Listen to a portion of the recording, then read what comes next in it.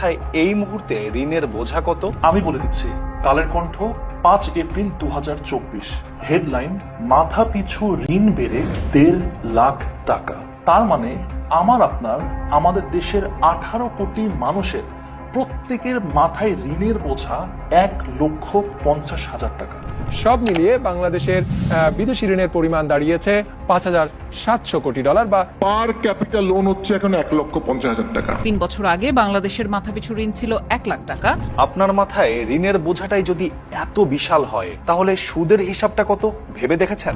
হযরত মুহাম্মদ সাল্লাল্লাহু আলাইহি ওয়াসাল্লাম বলেছেন, মানুষের উপর এমন এক যুগ আসবে যখন কেউই সুদ খাওয়া ছাড়া থাকবে না।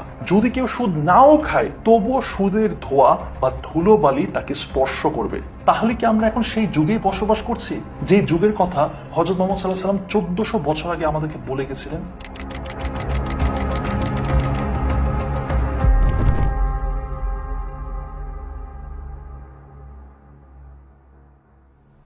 এতটুকু দেখেই হয়তো আপনি ভয় পেয়ে গেছেন, কিন্তু আমি হলফ করে বলতে পারি এখনো আপনার অনেক কিছুই অজানা। শুধুমাত্র আজ থেকে 2 বছর আগের কথা ধরলেও আপনার হাতে এই মুহূর্তে যদি 100 টাকার একটা নোট থাকে, সেটা আর 100 টাকা নেই, হয়ে গেছে মাত্র 65 টাকা। কারণ কি? সুদ ভিত্তিক অর্থনীতি।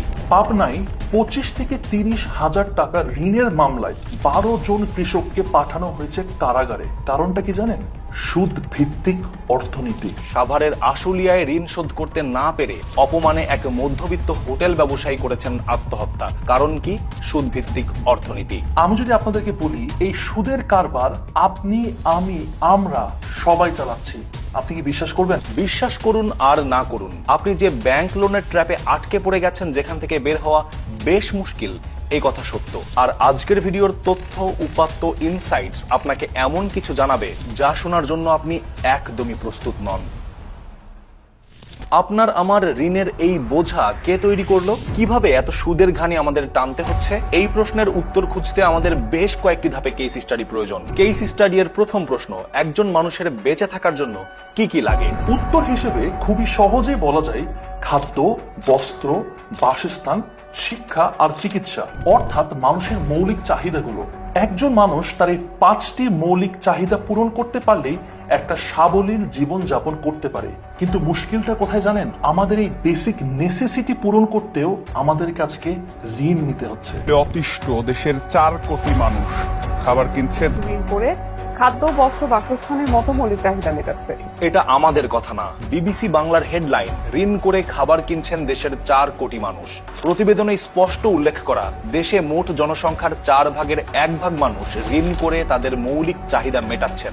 মোটা দাগে অ্যানালাইসিস করলে গ্রামের 28%, শহরের 24% এবং সিটি কর্পোরেশনের 15% মানুষ এখন ব্যাংক ঋণের ট্র্যাপে ফেসে গেছে। মৌলিক চাহিদার যোগান মেটাতে 2 বেলা খাবার খেতে যদি ঋণ নিতে হয়, তাহলে বলাই যায় দেশের একটা বড় সংখ্যক মানুষ ঋণ নিতে বাধ্য।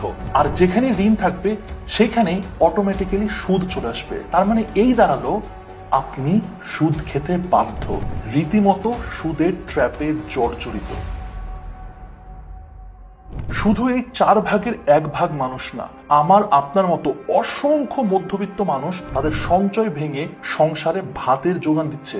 এই পর্যন্ত শুনে আপনার কাছে মনে হতে পারে রাষ্ট্র মৌলিক চাহিদা পূরণে ব্যর্থ, কিন্তু এই কাহিনীর পিছনেও আছে কাহিনী। খেলা কেবল শুরু।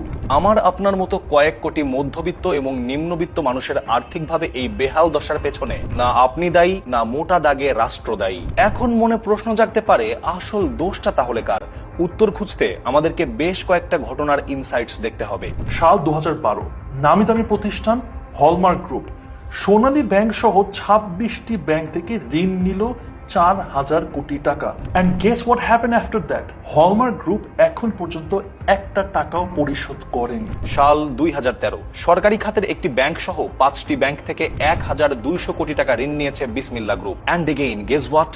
হলমার্ক গ্রুপের মতো বিসমিল্লাহ গ্রুপও একটা টাকাও পরিশোধ করেনি। সবচেয়ে অবাক করা বিষয়, সম্পূর্ণ টাকা তারা পাচার করে দিয়েছে বিদেশে, এমনকি নিজেরাও আছে বিদেশে। শুধু এই 2টা প্রতিষ্ঠান না, আমাদের দেশে কয়েকশোটা প্রতিষ্ঠান আছে যারা আইনের মতে ইচ্ছাকৃত ঋণ খেলাপি।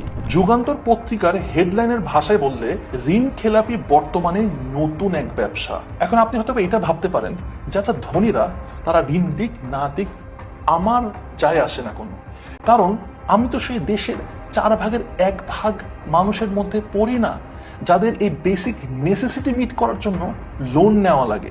আমি নিজে ঋণ নিয়েও না, আমি ঋণ খেলাপিও করি না। সো সমস্যা তো নাই। সমস্যা আছে, ভয়ঙ্কর সমস্যা, এমনকি একটার সাথে আরেকটা এমন ভাবে জড়িয়ে যা হয়তো আপনি আগে কখনো ভাবেননি। সমস্যাটা হলো ধনীরা ঋণ নিয়ে শুধু খেলাপি করছে না, শুধু টাকা পাচারি করছে না, বরং কর বা ট্যাক্সও ফাঁকি দিচ্ছে একেবারে নিয়ম করে, যার কারণে প্রচুর পরিমাণে অর্থ সংকটে পড়ছে রাষ্ট্র আর ব্যাংকগুলো। রাষ্ট্র এই অর্থ সংকট পূরণ করতে দুইটা পদ্ধতি মেইনটেইন করে এবং সেই দুইটা পদ্ধতির মাঝে আছে আমাদের কাঙ্ক্ষিত প্রশ্নের উত্তর খুঁজে বের করব। কিন্তু তার আগে আমাদের আজকের ভিডিওর স্পন্সর গোজায়ান সম্পর্কে দুইটা কথা বলি। ঈদের লম্বা ছুটিকে মাথায় রেখে ঘুরে আসতে পারেন এই ব্যস্ত জীবনকে পেছনে ফেলে, মনের মতো ট্যুর গুছিয়ে সেরা বাজেটে ঘুরে আসতে পারেন বন্ধু আর পরিবার নিয়ে। সব রকম তথ্য, কোন ফ্লাইট কোন হোটেল বুক করব তা সহজেই খুঁজে পাওয়া যায় গোজায়ানে। গোজায়ান থেকে করা প্রথম বুকিং এ ব্যবহার করতে পারেন আমার coupon code Nasir 500। And now back to video. এই অর্থ সংকট পূরণ করতে রাষ্ট্র প্রথম যে কাজটা করে সেটা হচ্ছে তারা টাকা ছাপায়। আর নতুন টাকা ছাপালে সবচেয়ে বেশি যে ক্ষতিটা হয় সেটা হলো ইনফ্লেশন। খুব সহজ ভাষায় টাকার মান কমে যাওয়া। ভিডিওর একদম শুরুতে বলা হয়েছিল যে এই 100 টাকা কিভাবে 2 বছরের মধ্যে 65 টাকা হয়ে গেছে। আশা করি এখন আপনারা সেই হিসাবটা খুব সহজে মিলাতে পারলেন। একটা দেশে যখন ইনফ্লেশন হয় তখন সব কিছুর দাম বেড়ে যায়, আর এখান থেকেই শুরু আরেকটি ধাপের নাম ক্ষুদ্র ঋণ ফাঁদ। একটা বাড়ি ছিল, সেই বাড়িটা আমি ধ্বংস করে ফেলেছি। 40 লাখ টাকার বাড়ি আমি 12-13 লাখ টাকা বিক্রি কইরা আমি তারপর ঋণ শোধ করতে পারি না। আমার এরকম করে অত্যাচার করে, তাই জন্য আমার মনে মরে গেছে। দ্রব্যমূল্য যখন চড়াও হয় তখন মধ্যবিত্ত আর নিম্ন মধ্যবিত্ত মানুষকে করতে হয় ঋণ, এমনকি মৌলিক চাহিদা মেটাতেও ঋণ করতে হচ্ছে। আর ব্যাংকগুলো বিদেশে পাচার হওয়া এই অর্থ তুলে নেয় ক্ষুদ্র ঋণে আরোপ করা মাত্রাতিরিক্ত সুদের মাধ্যমে। কিন্তু পরিতাপের বিষয়, বেশিরভাগ মানুষই এই ক্ষুদ্র ঋণের ফাঁদ থেকে রেহাই পায় না। ঠিক এমনই একজনের নাম সালমা বেগম। মুন্সিগঞ্জে সিরাজদি খানে কিয়াইন ইউনিয়নের ও ইসলামপুর গ্রামে ঋণের চাপে 2 শিশু সন্তানকে বিষ খাইয়ে মায়ের আত্মহত্যার ঘটনা ঘটেছে। কিন্তু মনে প্রশ্ন উঠে আসে, যে ক্ষুদ্র ঋণের জন্য আমাদের ডক্টর মোহাম্মদ ইউনূস স্যার দুনিয়ার বিখ্যাত নোবেল প্রাইজ পেলেন, যাকে নিয়ে দেশের গর্বের শেষ নাই, সেই ক্ষুদ্র ঋণকেই আমরা বলছি ফাঁদ। শুধু ফাঁদ নয়, 71 টিভির হেডলাইনের ভাষায় একেবারে মরণ ফাঁদ। হ্যাঁ বলছি, কারণ শুধু সালমা বেগম না, প্রচলিত ব্যাংকের সুদ হার কিছুটা কম হলেও সেখান থেকে ঋণ পাওয়া সহজ না, যার ফলে দেশের প্রচুর মানুষ উচ্চ সুদ হারে অপ্রচলিত ব্যক্তিখাত এবং এনজিও থেকে ঋণ নিচ্ছেন। ওই ঋণের সুদ আর কিস্তি পরিশোধ করতে গিয়ে এখন তারা দিশেহারা। গত রোববার ঋণের টাকা শোধ করতে না পেরে নাটোরের লালপুরে আলামিন নামে এক ভদ্রলোক আত্মহত্যাও করেছেন। ব্যক্তিখাতে সুদের হার কতটা ভয়ানক তার প্রমাণ এই ভিডিওটি। নারায়ণগঞ্জে মাত্র 5,000 টাকা নিছিলেন উনি, নেয়ার পর এটার সুদ 2 লক্ষ টাকার বেশি উনি সুদ দিচ্ছেন। এখন পর্যন্ত আলোচনা থেকে একটা ব্যাপার সুদে আসলে ক্লিয়ার, বিশেষত মোটা দাগে ঋণ করে ভাত খাওয়া দেশের 1/4 মানুষ ঋণ এবং সুদের সাগরে হাবুডুবু খাচ্ছে, ধনীদের ঋণ খেলাপি আর অর্থ পাচারের কারণে। কিন্তু এখানে একটা প্রশ্ন চলে আসে, সেটা হচ্ছে যে ব্যক্তির ঋণের কোনো প্রয়োজন নাই সেও কিভাবে মোটা অঙ্কের ঋণের ফাঁদে পড়ে যাচ্ছে? সেই বা কেন ব্যাংকের থেকে লোন নিচ্ছে? যার ঋণের প্রয়োজন নেই সেও ঋণ নেয়, কারণ সে এমন একটা জালে আটকা পড়েছে যার নাম কমোডিটি ফেটিশিজম।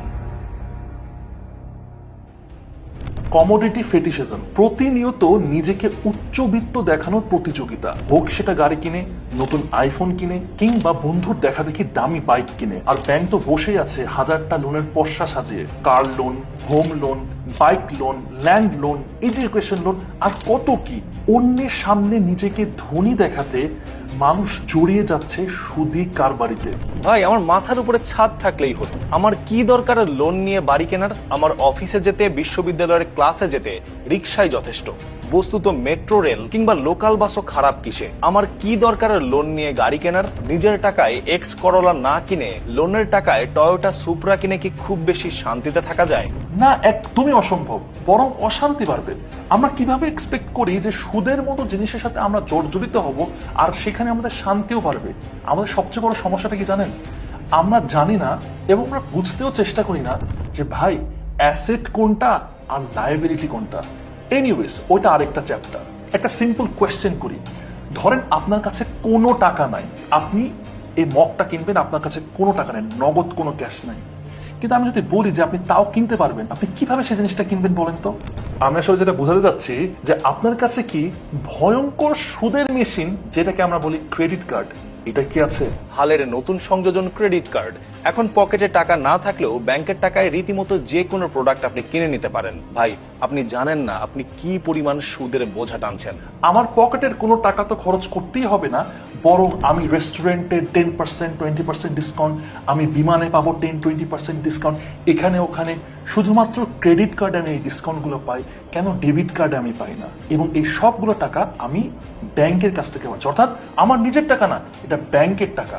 ভাই, আপনি বুঝতেও পারতেছেন না যে আপনি কি পরিমাণে সুদের বোঝা টানছেন।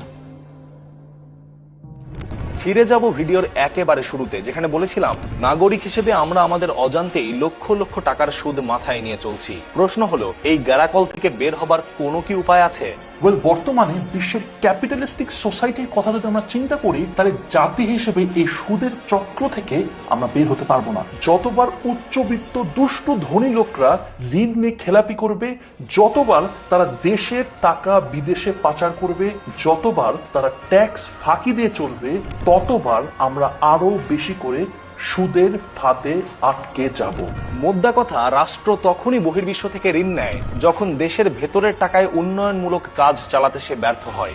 রাষ্ট্র তখনই ঋণের সুদ টানে যখন তার নিজের টাকার সংকট পড়ে। এবার আপনিই বলুন, আমরা কি সেই জামানায় নেই যেই জামানা সম্পর্কে রাসূল সাল্লাল্লাহু আলাইহি ওয়াসাল্লাম আমাদেরকে সচেতন করেছিলেন? এবার আপনি বলুন, এই জমানার সুদ থেকে বাঁচতে হলে আমাদের করণীয় কি?